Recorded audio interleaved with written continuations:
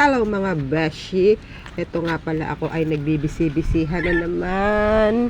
Ako ay magi-start na kasing magtanim, kaya kailangan ng lagyan ng harang ang aking ginawang mga taniman para yung mga manok ay hindi makapasok sa loob at hindi masira ang aking itatanim. Kaya ayan, inumpisahan na namin ng aking junakis ang paglalagay ng net para may harang na ang aming taniman. Kung makikita nyo naman, ako ay nagtatali ng net para hindi mahulog, para hindi matanggal ang ating net.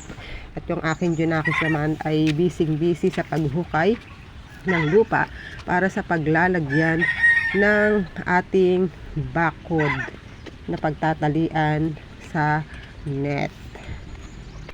At eto ang aking junakis na busy sa paghukay. Paano guys? Thank you for watching. Babush!